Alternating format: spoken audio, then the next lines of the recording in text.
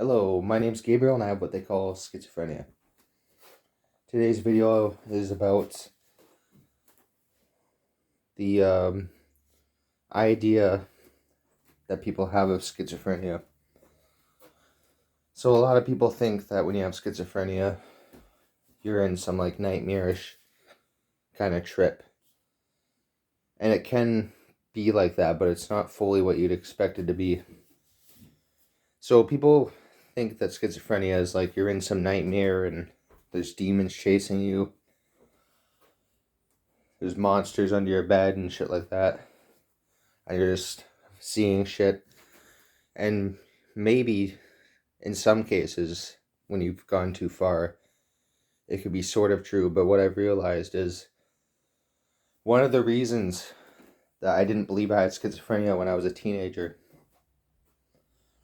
is because I imagined schizophrenia wrong. So when it happened to me, I was like, this can't be schizophrenia because my vision on it was different.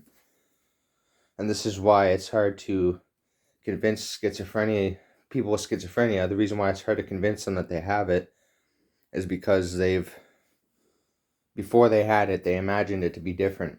So when they actually go through the experience of schizophrenia, it's not how they imagine schizophrenia to be. Therefore, it can't be schizophrenia. And that's one thing that I have to let some people know. If you feel like you may have schizophrenia, but it just doesn't seem the way you imagined it, you still could have it, but it's nothing to worry about. You just got to stay positive and get on track. Take your meds, and you know what? I think a problem is the medications have so many side effects, and there probably is a cure out there somewhere in the Amazon rainforest. There could be so many plants that could just probably cure it. But right now we live in a world where the pharmacy hides this information and they want to sell you pharmaceuticals. But we have to take them in order to stay sane, and if we don't take them, we'll be walking into a very big storm, and the storm will never end. So I've come to the conclusion a year ago that I have to take meds to be stable until that cure comes out, and I have faith one day in this lifetime that there will be a cure. But for now, we have to take what is available. But yeah, back on topic. The thing with schizophrenia, when I was like 8 years old and I first heard about it, my cousin was telling me about how my uncle had schizophrenia, or has schizophrenia. And I asked my cousin, what is this? Like, what is schizophrenia? And he described it, and I pictured like people hallucinating monsters chasing them, and just this whole like nightmarish thing of like people being stuck in like a nightmare and this fake world and all that. But it doesn't start off that way. The way it starts off usually is you may think you're someone, for me anyways, I thought I was someone very important. In 2015, I felt like I was already famous. I was making loads of music, and I felt like I was something, and that I was going to become something. I felt really special. And you probably already know, I spent 24 hours awake and 12 hours asleep for 3 months straight making music. So I didn't really think it was schizophrenia. I mean, in 2014, I thought there was cameras in my TV, but I didn't think that was enough evidence for me to be schizophrenic. But it turned out that I actually did become schizophrenic.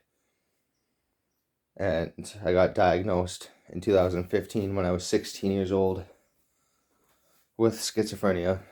Spent 9.5 weeks away. But I imagined it to be something different. I imagined it to be very dark. And schizophrenia is a dark thing, but the way we imagine things, it kind of,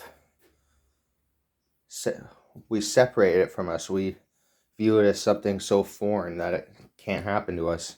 And then when it does happen, since your image on schizophrenia was so foreign and it was just imagination.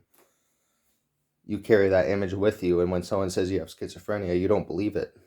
And you don't believe it because it's not how you imagine schizophrenia to be. So yeah, the way I imagined schizophrenia was completely different than what actual schizophrenia was and what actual schizophrenia is. And because of this, I didn't believe I had it. But now I do know, because I went through my second episode in 2020. Came off my meds. It felt really good at first. Even though I was having horrible nightmares, I still felt good because I spent 5 years on meds, and when I came off of them, I felt like my head was clearing up.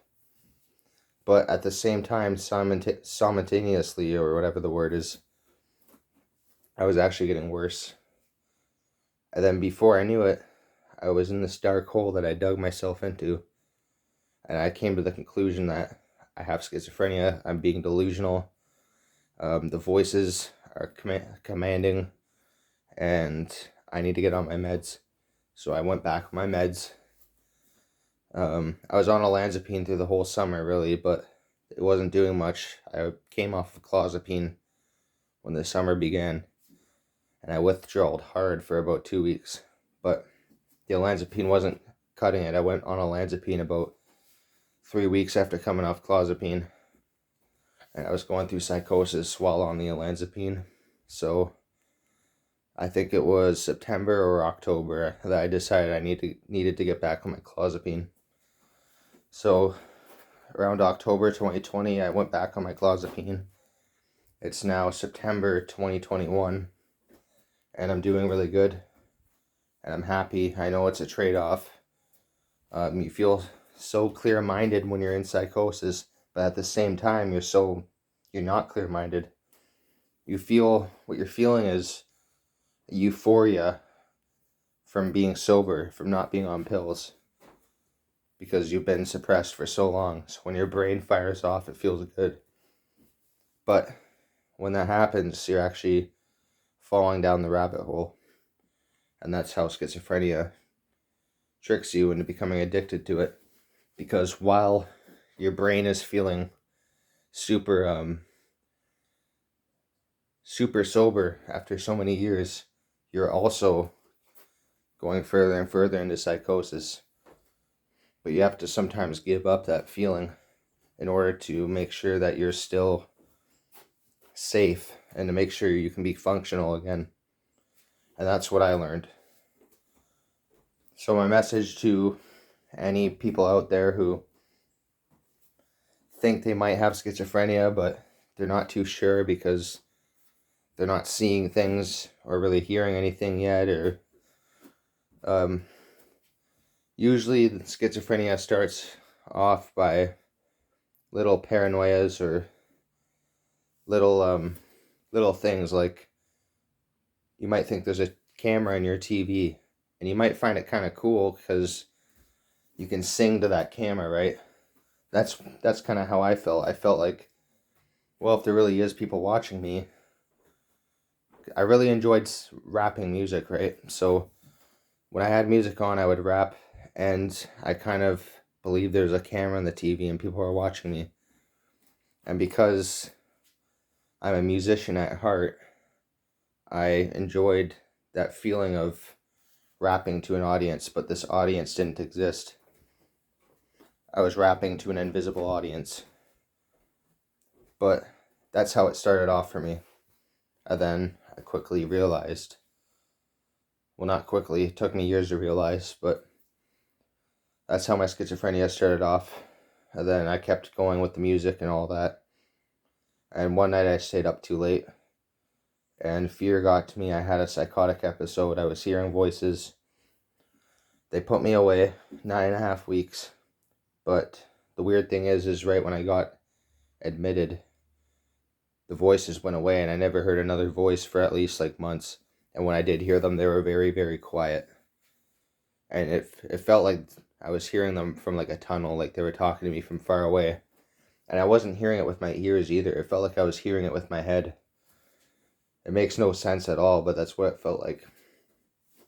But then, yeah, got put on pills, and I did pretty good for 5 years. And 2020 happened, went deep into psychosis, climbed my way out, got on the meds, and here I am, doing great. So I hope this video helped you. If it did, let me know. Hit the subscribe button and like the video so I can reach out to more people who need help. My name's Gabriel, and I have what they call schizophrenia. If you have any questions, feel free to message me. I'll see you in another video. Peace.